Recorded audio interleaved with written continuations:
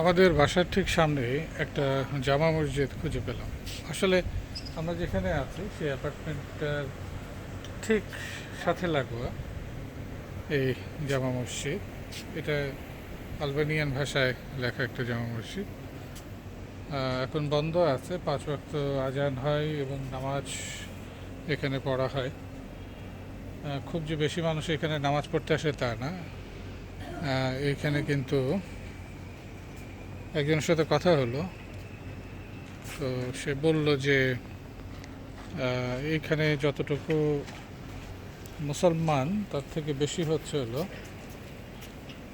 Cultural মুসলিম, বেশি অর্থাৎ নন practising, কিন্তু মুসলমান বলে তারা গর্ব বোধ করে। এখানে পেছনে একটা মিনার দেখা যাচ্ছে।